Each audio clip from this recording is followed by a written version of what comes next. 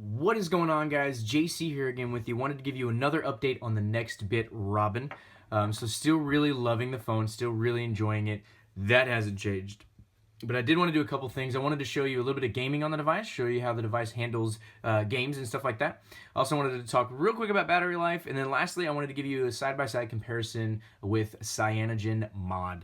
So let's dive right into it real quick. We're going to start off with a little game here.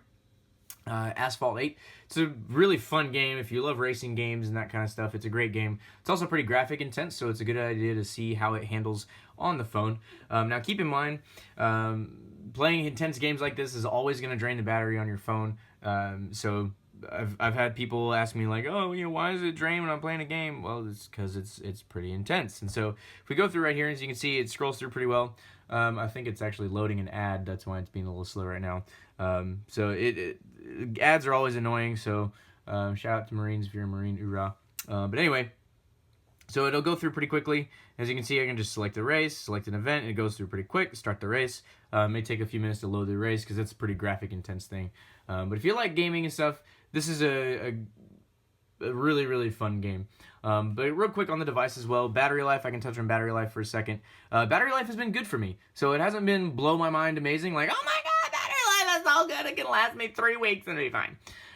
But it also hasn't been like, oh my god, I can't use this phone, I have no place to plug it in. The Galaxy S6 had abysmal battery life. I was dead battery by like 3 o'clock every afternoon.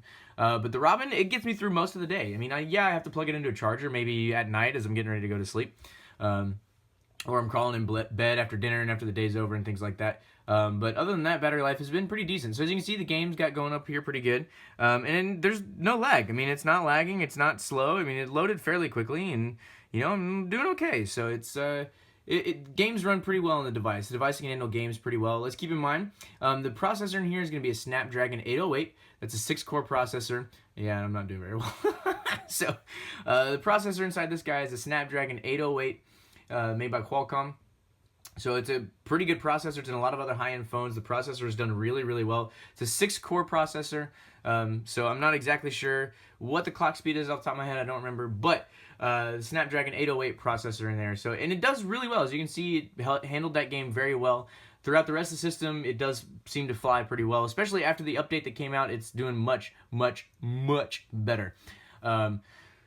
The only times I'm still noticing a little bit of lag is when I'm trying to download apps and do something else at the same time, but that's fairly normal. That's pretty typical. You'll notice the downloading apps is one of the most processor-intensive things you can do on a smartphone, so it would make sense that it would slow down the phone as you're downloading apps. So just keep that in mind. So I've already touched a little bit on battery life. Battery life has been good. I don't have an official screen on time for you, but I will try to get that in the comments. But I'm noticing it's pretty good. I mean, I would, off the top of my head, randomly, I'd say maybe 3.5 hours, probably more. But as far as like actual usage and day-to-day usage, the battery life is fine.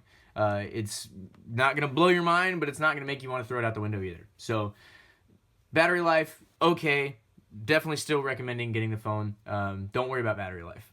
So now, one more thing I want to do is I want to do a side-by-side comparison of CyanogenMod versus Robin's OS that's on the Nextbit Robin. Now, here's the reason I want to do that, is because one cool thing about the Nextbit Robin is that it ships with what's called an unlocked bootloader. And what that means is that if you don't like the way Robin's software or Nextbit software works on the Robin, you can install another version of Android on there. It is pretty simple to do, actually.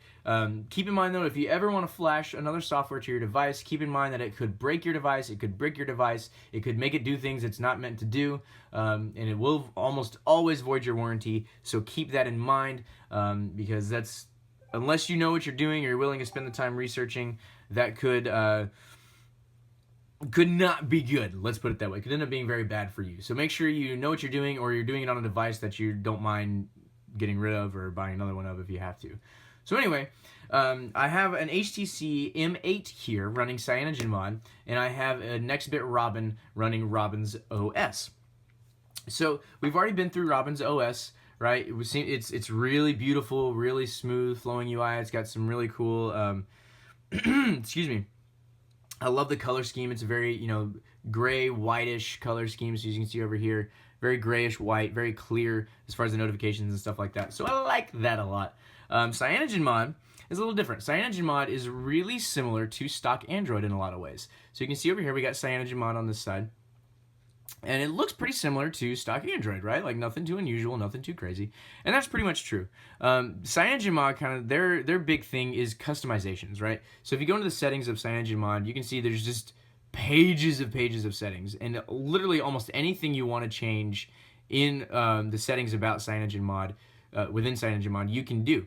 So if you go in here, you can see it's running 5.1.1, so it's still on Lollipop, but it is running CyanogenMod right there.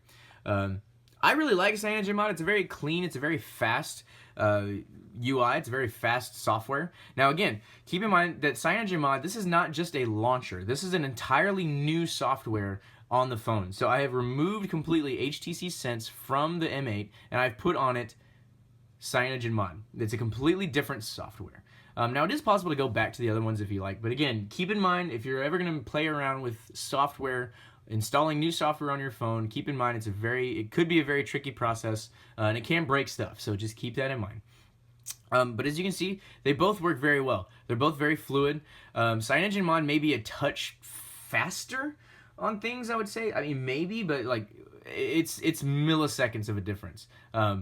And CyanogenMod also brings you back your famous app drawer. Yay! So if you really like app drawers and you really have to have app drawers, then you can get CyanogenMod. So as you can see, but it's a little different than the way Google does it. So there's just kind of a scrolling list, which is cool. And then you got the letters at the bottom, so you can pick, just tap on a letter that you want to do. So that's kind of cool.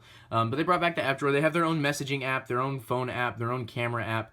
So they have a few of their own apps, which are actually pretty good. But for the most part, it's going to be stock Android. The other thing you can do, again, is they really tout on is customizations, right? You can customize the heck out of a CyanogenMod. You can put whatever kind of software or settings you want on there. You can change these quick settings around. They even have profiles you can do. So CyanogenMod, if you want to create your own profile, settings profile, you can do that too. So CyanogenMod is really cool there. But as you can see, there's some pretty big differences between Robin's OS and CyanogenMod. Robin runs a fairly heavily skinned version. It's close to stock, but it's more of a visual change than a functionality change. So as you can see, Robin's got a cool wallpaper, but they've got their own icons as well. But I like what they've done with the notifications as far as, kind of a clearish, whereas opposed to over here, they're the stock Android white, that kind of thing. So that's a quick side-by-side comparison of CyanogenMod versus Robin OS. Pretty different, but at the same time, they both run pretty close to stock Android, so it really depends on what you want. I wouldn't say that CyanogenMod is going to be night and day faster for you as far as loading and not loading apps. So if we load up Google Chrome here on both these devices, they both run pretty quickly, right? They both load up pretty easily. Things like that, so we can load up another app here. We go to Android Central. I like Android Central. If you don't know what they're doing, check it out. They got some pretty good stuff. So they both run fairly quickly. Hope I didn't hit the button. Again, CyanogenMod is pretty close to stock over here. You got the stock Android buttons, whereas Robin has changed theirs up a little bit. So it's really mostly visual changes. But I really like both. And if you really want to, you can put CyanogenMod onto the Robin. It ships with an unlocked bootloader. And if you do that, it does not void your warranty. So that's a really cool thing that Nextbit did. Another thing to keep in mind, though, if you do put CyanogenMod onto the Robin, you will lose that cloud storage syncing feature that Nextbit has built into it, because that is a software thing.